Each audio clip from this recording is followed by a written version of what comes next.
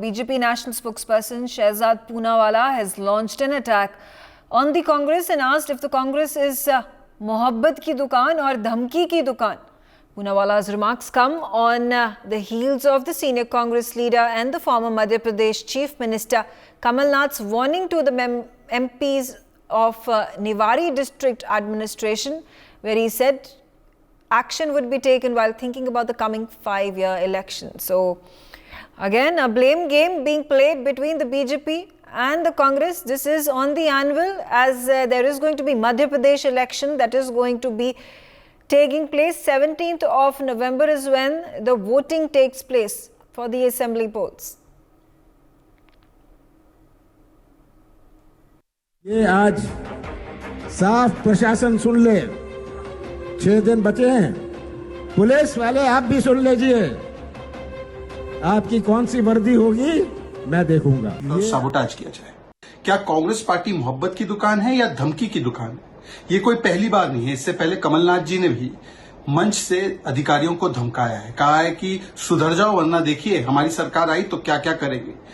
ये दिखाता है कि कितना एरोगेंस है, कितनी मानसिकता अहंकारी है कांग्रेस पार्टी की। सत्ता में आने से पहले अगर ये रवैया, ये बर्ताव है तो सोचिए गलती से सत्ता में आ गए तो क्या करेंगे।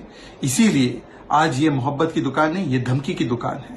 कांग्रेस पार्टी अपनी हार को देखते हुए मध्य प्रदेश में इतनी बौखला चुकी है कि अब वो अधिकारियों को धमका रही है।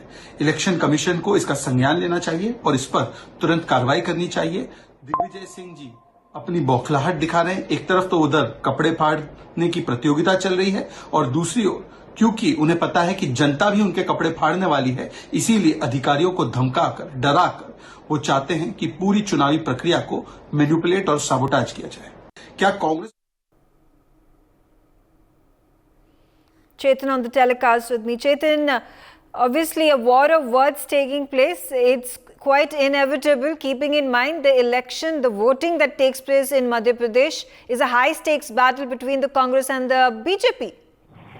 बिल्कुल, देखिए साफ तौर पर देखिए जिस तरीके से मध्य प्रदेश में नेताओं के चुनावी दौरे हैं, ऐसे में कमलनाथ कल निवाड़ी पहुंचे थे और उन्हें एक मंच से संबोधन करते हुए कहा कि मुझे सुनने को मिल रहा है कि पुलिस और अन्य लोग क्या कर रहे हैं, ये चिंता का विषय है। ध्यान से सुनो, एक नया दिन आएगा, आप लोग और मैं तय करेंगे कि उसे कैसे निपटना है। इसके साथ ही उन्होंने कहा कि किसी भी व्यक्ति को बख्शा नहीं जाएगा।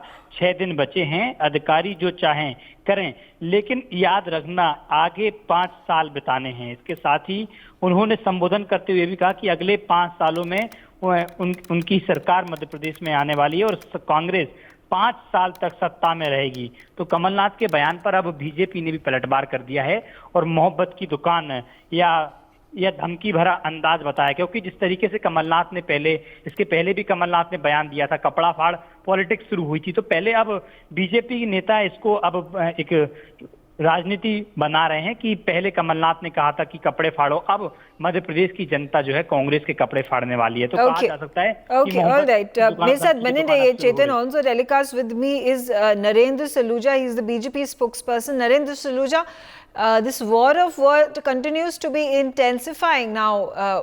Is the BJP going to be able to retain its power in Madhya Pradesh is the big question. देखिए, मध्य प्रदेश में हर हाल में भारतीय जनता पार्टी की सरकार पूर्ण बहुमत से बनने जा रही है। कमलनाथ जी की बौखलाहट है, उनकी हताशा है, जो इस तरह के धमकाने वाले बयान रोज दे रहे हैं।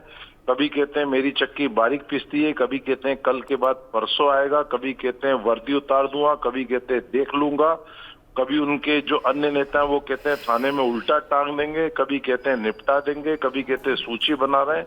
ये ऐसी धमकियां पहले भी जब उपचुनाव हुए थे 28 जब भी दे चुके और कई बार देते रहते, कोई फर्क पड़ने वाला नहीं।